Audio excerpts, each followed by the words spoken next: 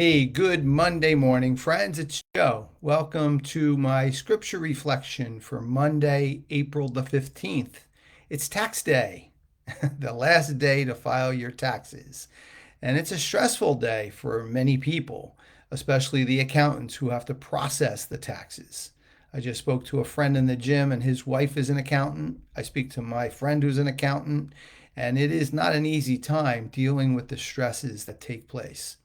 It reminds us that we have to always look to strengthen ourselves for these stressful moments in life, regardless of where they may come from. And we're going to talk about that, and we're going to cover a few other things from the book of Hosea in our third and last installment of the series that I wanted to talk to you about this scripture passage because it's a very important prelude, if you will, to my Compassion and Commitment online course, which will be out soon.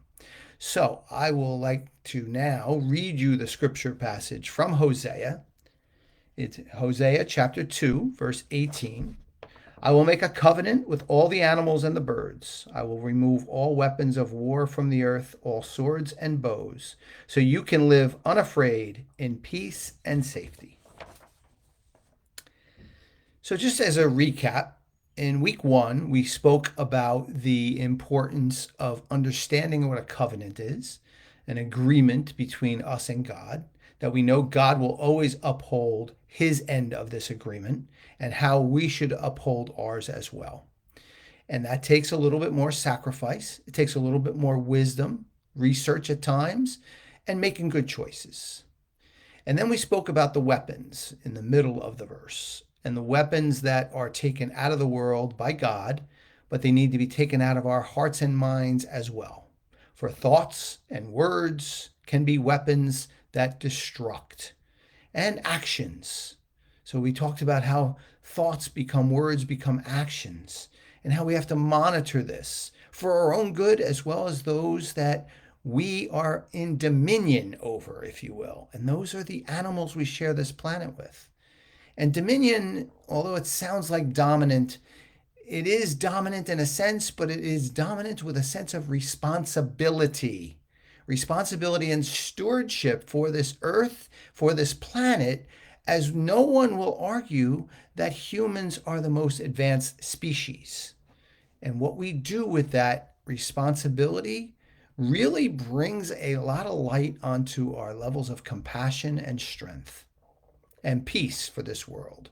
And that's what we'll talk about now is how we exercise ourselves to bring more strength and to bring more peace to the world.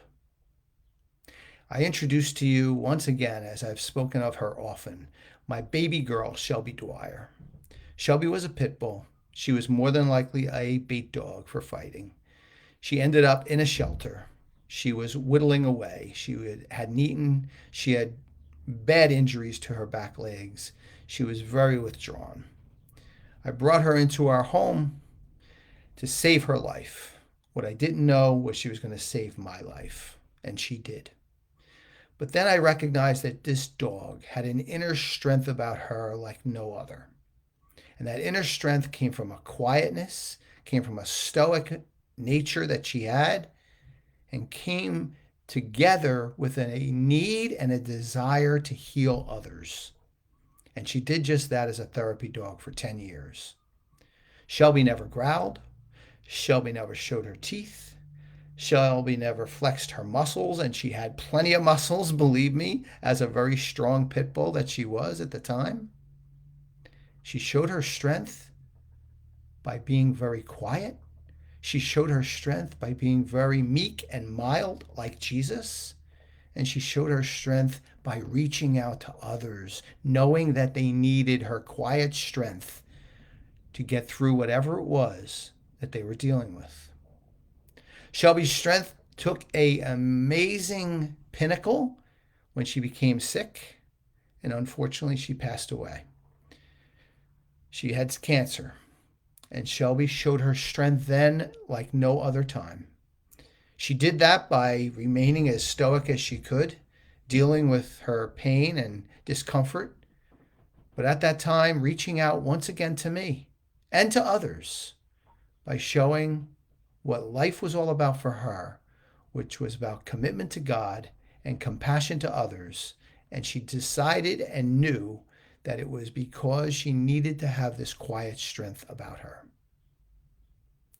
This is the conclusion of this passage from Hosea, and it's important because if we are to decide to reach out and expand our levels of compassion to others, especially the animals we share this planet with, we need this quiet strength more than ever. My friends, oftentimes I'll think about this and I'll say, well, this isn't easy to do. Well, if Shelby could do it with the background she had, with the difficulties she had in her life, then I can do it, you can do it, and we can bring more compassion and commitment to this world. Well, my friends, that's my conclusion of the passage from Hosea and how I think we can go forward and launch into my Compassion and Commitment online course, which will be out soon. I want to thank you for being here with me during these 3 weeks. I welcome your comments and your thoughts always, but as I always say, I just appreciate you being here with me. I am going to be back here with you tomorrow with a scripture passage from the Gospel of the Day for Tuesday at 7:30 a.m. Eastern Time. Until then, I wish you all a wonderful Monday, and I'll see you back here soon. Take care, everyone.